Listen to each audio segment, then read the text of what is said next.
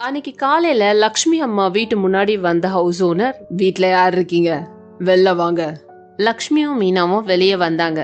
உடனே house owner, தேதி பத்தாச்சு, எப்ப இந்த இடத்துக்கு வாடகை தர போறீங்க அப்படின்னு மிரட்டலா கேக்குறாரு. உடனே லக்ஷ்மி அம்மா, ஒரு 2 நாள் பொறுத்துக்கோங்க, கண்டிப்பா கொடுத்துடுறோம். ஏமா, ஏற்கனவே உங்களுக்கு நிறைய நாள் டைம் கொடுத்தாச்சு, எத்தனை நாள் இதையே சொல்லிட்டு இருப்பீங்க? அது மட்டும் இல்லாம இந்த இடத்துக்கு இந்த மாசத்தோட 100 ரூபாய் வாடகை அதிகப்படுத்துறேன், அதையும் சேர்த்து கொடுத்துருங்க அப்படின்னு சத்தமா சொல்ல, அது வரைக்கும் அமைதியா இருந்த மீனா, ஏற்கனவே நாங்க வீடு இல்லாம இங்க இருக்கிற மரத்துக்கு அடியில தான் குடியிருக்கோம், அதுவும் இந்த வெயில்ல சுத்தமா இருக்கவே முடியல, இந்த இடத்துக்கு 500 ரூபாயே அதிகம், இதுல 100 ரூபாய் ஏத்துனா நாங்க எப்படிங்க கொடுக்கறது அப்படின்னு நியாயமா கேக்குறா. ஆனா வீட்டுக்காரர், எங்க பாருங்க, வாடகை கொடுக்க முடிஞ்சா இருங்க, இல்லனா இடத்த காலி பண்ணிட்டு போங்க அப்படின்னு திமிரா சொல்றாரு. அவர் போனா போதும் அப்படின்னு யோசிச்ச மீனா, எப்படியாவது நாங்க 2 நாள்ல கொடுத்துடுறோம் அப்படின்னு பேசி அனுப்பி வச்சிடுறா. இந்த பக்கம் மீனா, 500 ரூபாயே நமக்கு கஷ்டம், எப்படி இந்த 600 ரூபாய் வாடகை தர போறோம் அப்படின்னு பேசிட்டு இருக்கும் போதே ரவி வீட்டுக்குள்ள சோகமா வரான். என்ன ஆச்சு ரவி, ஏன் சோகமா இருக்க அப்படின்னு அவங்க அம்மா கேக்க, இது வெயில் காலங்கிறதுனால வேலை பெருசா இல்ல, என்னோட சம்பளத்தையும் 1000ல இருந்து பாதியா குறைச்சிட்டாங்க, இந்தாங்க 500 ரூபாய் தான் சம்பளம் அப்படின்னு சொல்றான். சம்பளமே 500 ரூபாய் தானா? ஹவுஸ் ஓனர் வேற 100 ரூபாய் வாடகை ஏத்தி இருக்கிறாரு, இப்ப எப்படிதான் கட்ட போறோமோ தெரியலையே அப்படின்னு பேசிட்டு இருக்கும் போது அந்த பக்கமா வந்த ஒரு வயசான அம்மா திடீர்னு மயக்கம் போட்டு விழுந்துடுறாங்க. மீனா அவங்க கிட்ட போய் மெதுவா எழுப்புறா. என்னாச்சுமா உங்களுக்கு, எப்படி மயங்கி விழுந்தீங்க அப்படின்னு கேக்க, அந்த வயசான அம்மா, காலையில சாப்பிடல, அது இல்லாம இந்த வெயில்ல ரொம்ப தூரம் நடந்து வரனா, அதான் மயக்கம் வந்துருச்சு, குடிக்க ஏதாவது இருந்தா குடுமா அப்படின்னு பரிதாபமா கேட்டாங்க. உடனே மீனா, எங்க வீட்டுல இந்த கம்மங்கூழ் தான் இருக்குங்க, இந்தாங்க அப்படின்னு அதை குடுக்கறா.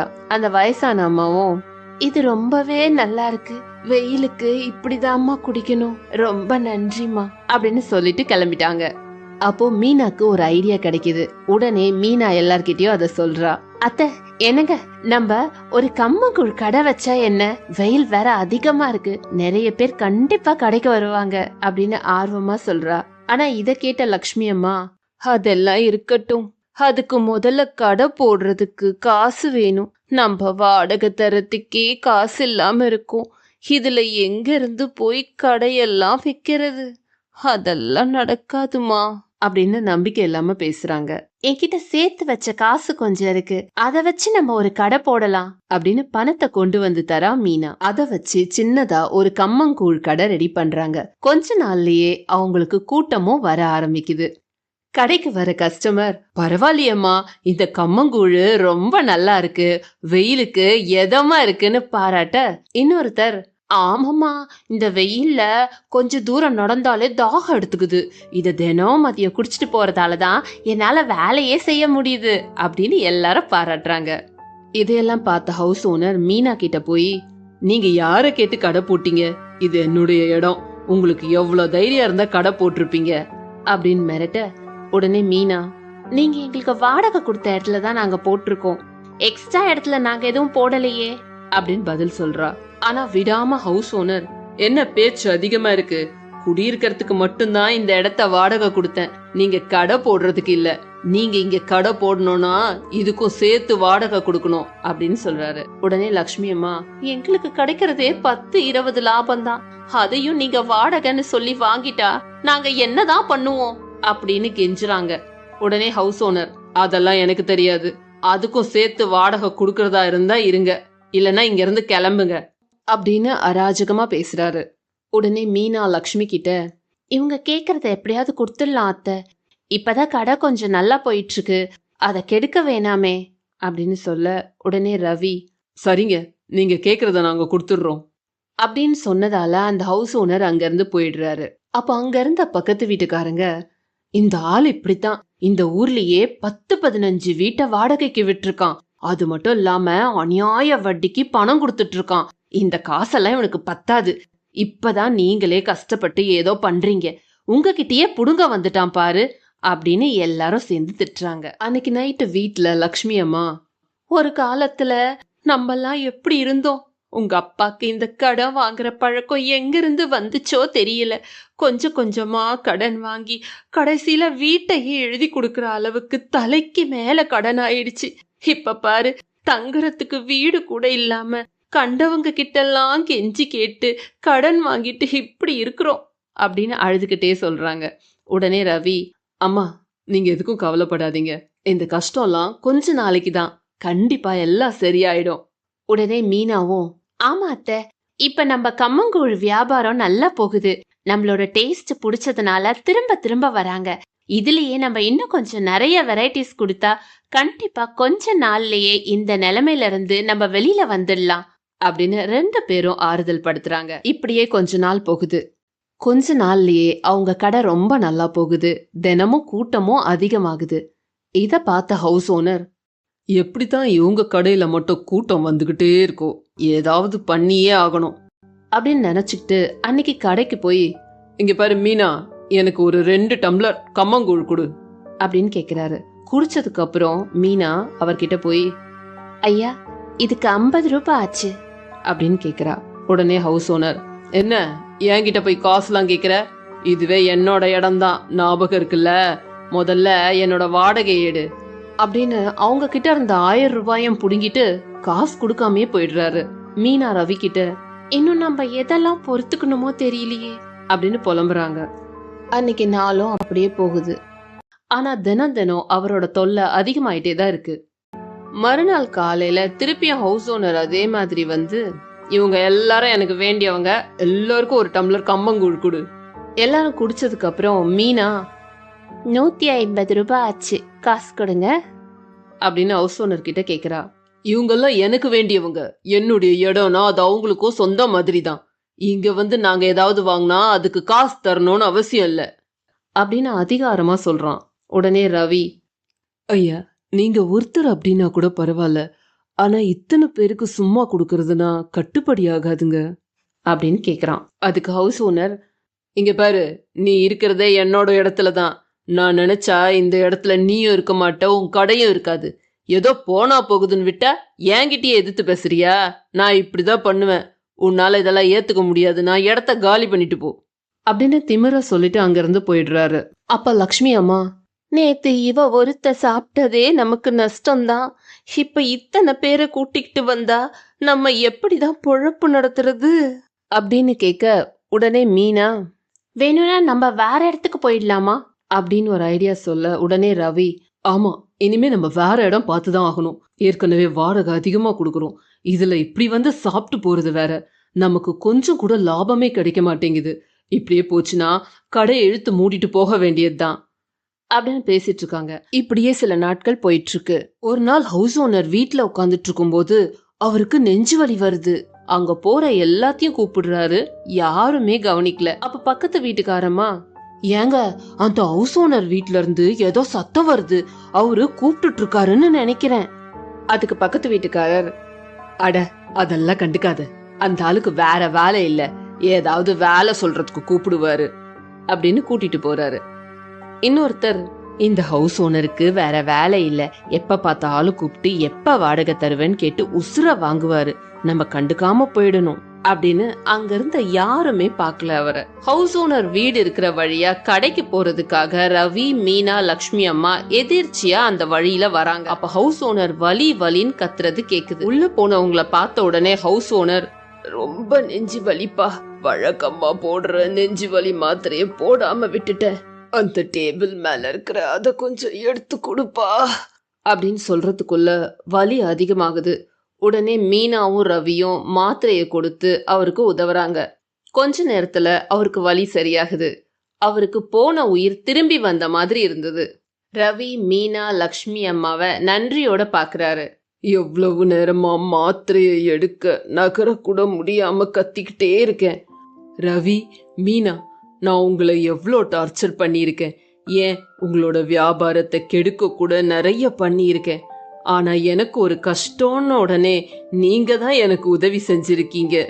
இத்தனை நாளா பணம் மட்டும் இருந்தா போதும் அப்படின்னு நினைச்சேன், ஆனா ஒரு ஆபத்துன்னு கூப்பிடும் போது கூட நான் பணத்தாசை பிடிச்சவன்னு யாருமே எனக்கு உதவி செய்யல. ரவி, நீயும் அப்படியே போயிருந்தனா நான் இப்போ உயிரோடவே இருந்திருக்க முடியாது. லக்ஷ்மி அம்மா, நீங்க உங்க பையனை ரொம்ப நல்லா வளர்த்திருக்கீங்க. என் உயிரை காப்பாத்துனதுக்கு ரொம்ப நன்றி. என் தப்ப நான் புரிஞ்சுக்கிட்டேன். இனிமே நான் யார்கிட்டயும் அதிக வாடகைக்கு விடுறதோ வட்டிக்கு விடுறதோ இதெல்லாம் பண்ணவே மாட்டேன். இப்போ நீங்க இருக்கிற இந்த நிலத்தை நீங்களே வச்சுக்கோங்க அப்படின்னு சொல்றாரு. உடனே லக்ஷ்மி அம்மா, அதெல்லாம் வேணாம்ப்பா. ஒருத்தர் ஆபத்துல இருந்தா அவங்கள காப்பாத்தணும். அதுதான் மனித நேயம். அதுதான் என் பையன் பண்ணியிருக்கான். அதுக்கு இதெல்லாம் தேவையில்லை அப்படின்னு சொல்றாங்க. ஆனா ஹவுஸ் ஓனர், இதுவே உங்க பெருந்தன்மைய காட்டுது. ஆனா என்னோட நன்றி கடனுக்காக தயவு செஞ்சு ஏத்துக்கோங்க அப்படின்னு சொல்லி ரொம்ப வலுக்கட்டாயமா கொடுக்கறாரு. அதுக்கப்புறம் ரவி, மீனா, லக்ஷ்மி எல்லாரும் அந்த இடத்துல ஒரு பெரிய ஹோட்டலா கட்டி அங்க வரவங்க எல்லாத்துக்கும் சரியான விலையில சாப்பாடு கொடுத்து சந்தோஷமா வாழ்ந்தாங்க. பணம் காசை விட மனிதாபிமானமும் நேர்மையும் இருந்தாலே இந்த உலகத்துல எங்க இருந்தாலும் சந்தோஷமா வாழலாம். அம்மாடி மருமகளுங்களா, 2 பேரும் இங்க வாங்க. என்னத்த சொல்லுங்க. இந்தாங்கம்மா 500 ரூபாய். மார்க்கெட்டுக்கு போய் இந்த 2 பை வழியா காய்கறிய வாங்கிட்டு வாங்க அப்படின்னு 500 ரூபாவையும் பையையும் கொடுத்தாங்க. சரிங்கத்த, நீங்க சொன்ன மாதிரியே பை நிறைய காய்கறிகளை வாங்கிட்டு வரோம் அப்படின்னு சொல்லிட்டு 2 பேரும் மார்க்கெட்டுக்கும் போனாங்க. மார்க்கெட்டுக்கு போன 2 பேரும் வீட்டுக்கு வந்தாங்க. 2 பேத்தையும் பார்த்த லட்சுமி அம்மா, என்னது உங்களுக்கு 500 ரூபாய் கொடுத்த, ஆனா பாதி பைய கூட காய்கறி வரலையாமா அப்படின்னு சொல்லும் போது, ஐயோ அத்தை, தக்காளி, வெங்காயம், தேங்கான்னு எல்லா காய்கறிகளுமே விலை ஏறி போச்சு. நீங்க கொடுத்த காசுக்கு இவ்வளவுதான் கொடுத்தாங்க. என்னது இவ்வளவுதானா? இது எப்படிமா பத்தோம்? இந்த வீட்ல நம்ம 5 பேர் இருக்கோம். எல்லாருக்கும் இது ஒரு வேளை கூட வராதேமா அப்படின்னு கத்திக்கிட்டே இருந்தாங்க. அப்போ உள்ள வந்த ரவியும் ரகுவும், என்னமா ஆச்சு? ஏன் இப்படி கத்திக்கிட்டு இருக்கீங்க? இங்க பாருங்கடா, விலைவாசி எல்லாம் ஏறி போச்சு. 500 ரூபாவுக்கு இவ்வளவுதான் காய்கறியா? ஆமாமா, போர் நடந்துட்டு இருக்கல்ல, அதனால தான் விலைவாசி எல்லாம் ஏறி போச்சு. டேய், உங்க அப்பா சம்பாரிச்சு ஏதாவது காட்டை வாங்கி போட்டிருந்தாலும் கூட நம்ம காய்கறிய போட்டு பொழைச்சிருக்கலாம். இப்ப என்னதான் பண்ண முடியும்? அத்தை, காடு இல்லைன்னா என்ன, நம்ம கிட்டதான் வீடு இருக்குல்ல, வீட்டை வச்சு என்ன பண்ண முடியும்? வீட்ல மாடி தோட்டம் போடலாம் அத்தை. ஆமாக்கா, அது கூட சரியான யோசனை தான். அப்படி கூட பண்ணலாமே. நீங்க அப்ப ரவி, நீங்க சொல்றதெல்லாம் சரிதான். ஆனா நம்ம மேல் மாடி சுத்தம் பண்ணி ரொம்ப வருஷம் ஆச்சு. அதுல எப்படி போய் நீங்க இதெல்லாம் பண்ண முடியும்? அதையெல்லாம் நாங்க பாத்துக்கிறோம், நீங்க கவலைய விடுங்க அப்படின்னு சொல்லும்போது, உங்களை நம்பி எல்லாம் மாடிய விட முடியாதுமா அப்படின்னு லக்ஷ்மி அம்மா எதிர்ப்பு தெரிவிச்சாங்க.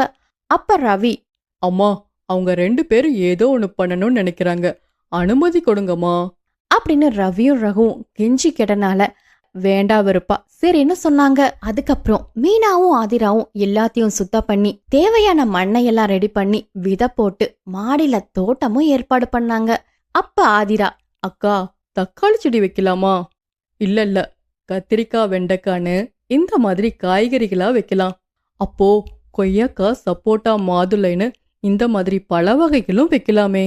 அப்ப மீனா, நீங்க எல்லோருமே சொன்ன மாதிரி எல்லா செடிகளுமே வைக்கலாம் அப்படின்னு சொல்லிட்டு ஒரு பக்கம் அவரைக்காய், கத்திரிக்காய், வெண்டைக்கான்னு காய்கறி எல்லாம் ஒரு பக்கம் வச்சாங்க. கொத்தமல்லி, கருகாப்பிலை, சிறுகீரைன்னு நிறைய செடிகளையும் போட்டு வச்சாங்க. இப்படியே கொஞ்ச நாளும் போகுது. ஒரு நாள் மீனா மாடிக்கு வந்து பார்த்தா, அச்சச்சோ, எல்லா செடிகளும் இப்படி வாடி போய் கிடக்குதே, அது மட்டும் இல்லாம இலைகள் எல்லாமே பூச்சி அரைச்சிருக்கே. அப்போ அங்க வந்த லக்ஷ்மி அம்மா, தண்ணிய ஊத்தாம ஒழுங்கா கவனிக்காம இருந்தா இப்படித்தான் ஆகும். ஆதிரா, உங்ககிட்ட தண்ணி நல்லா ஊத்த சொல்லி சொன்னனல்ல ஆதிரா அப்படின்னு சொல்லும் போது, அக்கா, நான் ஏதோ வேலையில இருந்தனால மறந்துட்டேன், நீ வந்து பாத்துருக்கலாம்லக்கா அப்படின்னு 2 பேரும் சண்டை போட்டுட்டு இருந்தாங்க. அப்போ அங்க வந்த ரவியும் ரகுவும், இங்க பாருங்க, இது உன் வேலை என் வேலைங்கிறதெல்லாம் கிடையாது, இது நம்மளுடைய வேலை அப்படின்னு சொல்லி சமாதானப்படுத்தினா. சரி, இப்ப தண்ணி கூட ஊத்திடலாம். ஆனா இந்த பூச்சி எல்லாம் வந்திருக்கே, இதுக்கு என்னதான் பண்றது? அப்ப ஆதிரா, ஏங்க, அதுதான் கடையில நிறைய உரம் விக்கிறாங்கல்ல, அத வாங்கிப்போம். ஏண்டா இப்ப இந்த உரம் வாங்கறதுக்கு வேற செலவு பண்ண போறீங்களா? தேவையில்லாத செலவுடா. அதுக்கு தான் நான் அப்பவே இதெல்லாம் வேண்டான்னு சொன்னேன். யாராவது கேட்டீங்களா? கடையில வாங்குற உரமெல்லாம் கெமிக்கல் உரமா கூட இருக்கலாம். கெமிக்கல் உரமெல்லாம் போட்டா நம்ம உடம்புக்கு தான் கேடு. இயற்கையான உரம் நான் ரெடி பண்ணி தரேன் அப்படின்னு மீனா வேப்ப எண்ணெய் எல்லாம் வச்சு மருந்த ஒண்ணு ரெடி பண்ண. அதுக்கப்புறம் தினமும் தண்ணியில ஊத்தி அதை மிக்ஸ் பண்ணி செடிக்கு அடிச்சிட்டு வந்தாங்க. கொஞ்ச நாள்லயே எல்லா செடியும் மீண்டும் நல்லா வளர்ந்துருச்சு. ஒரு நாள் மாடிக்கு வந்து பார்த்த மீனா, ஐயோ நம்ம செடியெல்லாம் சாஞ்சு போயிருக்கே. ஆமாக்கா, நேத்து நைட்டு காத்து நல்லா பலமா அடிச்சிருக்கு. அதனால தான் எல்லா செடியும் இப்படி சாஞ்சு போய் கிடக்கு அப்படின்னு எல்லோரும் அதை பார்த்து வருத்தப்பட்டு கொண்டு இருந்தாங்க. அப்போ அங்க வந்த லக்ஷ்மி அம்மா, உங்களுக்கு தான் இதெல்லாம் கவனிக்க முடியாதுன்னு அப்பவே சொன்னல, இதுக்கெல்லாம் அனுபவம் வேணும் அப்படின்னு திட்டிட்டு லக்ஷ்மி அம்மா கீழையும் போனாங்க. அக்கா, ஒருவேளை அத்தை சொல்ற மாதிரி இதுல நமக்கு செட் ஆகாதோ? ஏதாவது ஒரு பிரச்சனை வந்துட்டே இருக்கேக்கா. ஆதிரா, ஏதாவது ஒரு பிரச்சனை வந்தாதான் நம்ம கத்துக்கவும் முடியும். செடிய சுத்தி வேலி போட்டிருந்திருக்கணும், போடாம இருந்தது நம்ம தப்புதான் அப்படின்னு சொல்லி வேலிய போடவும் ஆரம்பிச்சாங்க. உடஞ்சு போன செடியெல்லாம் தூக்கி போட்டுட்டு மறுபடியும் முதல்ல இருந்து எல்லாத்தையும் ஒழுங்கா பராமரிச்சாங்க. அப்படியே கொஞ்ச நாளும் போயிட்டு இருந்துச்சு. ஒரு நாள் ஆதிரா, அக்கா, நம்ம செடியெல்லாம் நல்லாவே வளர்ந்து காயும் புடிச்சிருச்சு. இப்ப நம்ம அறுவடை பண்ணிடலாம் தானே? அப்ப மீனா, ஆமா ஆதிரா, அறுவடையும் பண்ணிடலாம் அப்படின்னு எல்லா காய்கறிகளையும் அறுவடை பண்ணாங்க. அந்த காய்கறி எல்லாம் எடுத்துட்டு வந்து சமையலும் செய்தாங்க. அதை சாப்பிட்ட ரவியும் ரகுவும், இது ரொம்ப அருமையா இருக்கு. நம்ம கடையில வாங்குற காய்கறிகளை விட இது ரொம்ப ருசியாவும் இருக்கு. ஆமாண்டா, இதுல நம்ம எந்த விதமான ரசாயனத்தையும் கலக்கல, அதுதான் இப்படி இருக்கு. இந்த ருசிய பார்க்கும்போது அந்த காலத்துல நான் சாப்பிட்ட காய்கறி மாதிரி இருக்கு அப்படின்னு எல்லோரும் சந்தோஷமா சாப்பிட்டாங்க. அக்கா, அறுவடை பண்ணினதுல நிறைய காய்கறிக மீதியா இருக்கு. அதெல்லாம் என்னக்கா பண்ணுறது? வேணும்னா நம்ம பக்கத்து வீட்டுக்காரங்களுக்கு கொடுத்துடலாம். பக்கத்து வீட்டுக்கு போன 2 பேரும், அக்கா இந்தாங்க, இது எங்களுடைய முதல் அறுவடை அப்படின்னு சொல்லி கொடுத்தாங்க. பக்கத்து வீட்டுக்காரங்களும் அதுல இருக்கிற மாதுளைய சாப்பிட்டு பார்த்துட்டு, மீனா, இந்த பழம் உண்மையிலேயே ரொம்ப ருசியா இருக்கு. நம்ம கடையில வாங்குறத விட நல்லாவே இருக்கு மீனா. அத கேட்ட மீனாவுக்கு ஒரு யோசனையும் தோணுச்சு. வீட்டுக்கு வந்த எல்லோர்கிட்டையும், அத்தை, நமக்கு செடிய எப்படி பாதுகாப்பா வளர்க்கறதுன்னு தெரிஞ்சிருச்சு. நம்ம ஏன் இது ஒரு பிசினஸா பண்ணக்கூடாது? இதெல்லாம் தேவையில்லாத வேலை. அத்தை, நமக்கு போக மீதியா இருக்கிற காய்கறியில தானே விற்க போறோம். இதுல என்ன தப்பு இருக்கு? நீங்க சொல்றதெல்லாம் சரிதான். ஆனா பிசினஸ் பண்றதுக்கு நமக்கு நிறைய இடம் வேணும். அதுக்கு நம்ம எங்க போறது? இவங்க இப்படி பேசிட்டு இருக்கும்போது உள்ள வந்த பக்கத்து வீட்டுக்காரங்க, உள்ள வரலாமா அப்படின்னு சொல்லி கேட்டாங்க. வாங்க வாங்கக்கா, உள்ள வாங்க. மீனா, நீங்க இயற்கையா அறுவடை பண்ற காய்கறி எல்லாம் எங்களுக்கு ரொம்பவுமே பிடிச்சிருக்கு. எங்க மாடியிலயும் இதே மாதிரி வச்சு தரீங்களா அப்படின்னு கேக்கும்போது, அப்ப மீனா, கண்டிப்பா வச்சு தரேங்கா. ஆனா அதுக்கு பதிலா நீங்க எனக்கு ஒண்ணு பண்ணணும். என்ன மீனா? கண்டிப்பா பண்றோம், சொல்லு. அக்கா, உங்க சமையலுக்கு போக மீதி இருக்கிற காய்கறி எல்லாம் ஒன்னா சேர்த்து நம்ம பிசினஸா பண்ணலாம். நீங்க இதுக்கு ஒத்துக்கணும். அத கேட்ட பக்கத்து வீட்டுக்காரங்க 2 பேரும் அதுக்கு சம்மதமும் சொன்னாங்க. நிஜமாவுமா சொல்றீங்க? கேட்கவே ரொம்ப சந்தோஷமா இருக்குக்கா. அதுக்கப்புறம் மீனாவும் ஆதிராவும் பக்கத்து வீட்டுக்காரங்க செடி வைக்கிறதுக்கு உதவியும் பண்ணனாங்க. கொஞ்ச நாள்லயே அவங்க தோட்டமும் நல்ல செழிப்பா வளர்ந்துருச்சு. இவங்க பிசினஸ் பண்றத தெரிஞ்சு சிலர் வீட்டுக்கு காய்கறி வாங்கறதுக்கும் வந்தாங்க. மீனா, நீங்க ஏதோ இயற்கையா காய்கறி எல்லாம் விக்கிறீங்களாமே, எங்களுக்கும் 1 கிலோ கொடுங்க. எனக்கும் வெங்காயமும் அவரைக்காயும் 1/2 கிலோ கொடுங்கம்மா அப்படின்னு வீடு தேடியே வந்து வாங்கவும் ஆரம்பிச்சாங்க. ஆனா கொஞ்ச நாள்லயே வீடு தேடி வந்து வாங்குறவங்களும் கம்மியாயிட்டாங்க. ஒரு நாள் மீனா வீட்டுக்கு வெளியே, அக்கா, நீங்க எப்பவுமே எங்க கிட்ட தானே காய்கறி வாங்குவீங்க, வாங்கக்கா, வந்து வாங்கிட்டு போங்க. இல்ல மீனா, நான் நேத்தே ஊர்ல இருந்து வரும்போது மார்க்கெட்ல இருந்து வாங்கிட்டு வந்துட்டேன். அக்கா, நீங்களாவது வாங்கிக்கோங்க. இல்ல மீனா, என் வீட்டுக்காரர் ஆபீஸ்ல இருந்து வரும்போது வர வழியிலே வாங்கிட்டு வந்துட்டாரு. எனக்கும் வேணாம் மீனா அப்படின்னு ஒவ்வொருத்தரும் இதே மாதிரி சொல்ல ஆரம்பிச்சாங்க. இப்படியே அவங்க வீட்டுக்கு வர கஸ்டமர் எல்லாம் கம்மியாகவும் ஆரம்பிச்சாங்க. அப்போ பக்கத்து வீட்டுக்காரங்க, என்ன மீனா இது, பிசினஸ் பண்ணலாம், லாபம் வரும்னு சொன்னேன். இப்ப பாரு, கஸ்டமர் எல்லாம் குறையவும் ஆரம்பிச்சிட்டாங்க. நம்ம கிட்ட இருக்கிற காய்கறி எல்லாம் வாடி போகவும் ஆரம்பிச்சிருச்சு. ஏன் மீனா, உன்னை நம்பி தான் பணம் போட்டோம். இப்ப பாரு, எல்லாமே வேஸ்டா போகுது. இப்படின்னு பேசிக்கிட்டு இருந்தாங்க. அப்ப ரவி, நம்ம ஏன் வீட்டுக்கு வந்து வாங்குறவங்கள மட்டும் நம்பி இருக்கணும்? இந்த ஊர்லயே மொத்தமா 500 வீடு இருக்கு. நம்ம மத்தவங்க கிட்டயும் போய் விக்கலாம். சரியா சொன்னீங்க. நம்மளோட காய்கறி எல்லாம் நம்மளே வீடு தேடி கொண்டு போய் கொடுக்கலாம். அப்ப அவங்க மத்தவங்கள தேடி போக மாட்டாங்க. அப்ப ஆதிரா, அது எப்படிக்கா பண்ண முடியும்? ஒரு தள்ளுவண்டியை எடுத்துக்கிட்டு ஒவ்வொரு வீதிக்கும் போய் விக்கலாம் ஆதிரா. என்னத வீதி வீதியா போய் காய்கறி விற்க போறீங்களா? ஏன் என் மானத்தை வாங்கலான்னு 2 பேரும் முடிவு பண்ணியிருக்கீங்களா? அம்மா, இதுல அசிங்கப்படுறதுக்கு என்னமா இருக்கு? ஒரு பிசினஸ் பண்ணணும்னா ஆரம்பத்துல அப்படிதான் இருக்கும் அப்படின்னு எல்லோரும் மீனாக்கும் ஆதிராவுக்கும் சப்போர்ட் பண்ணி பேசினாங்க.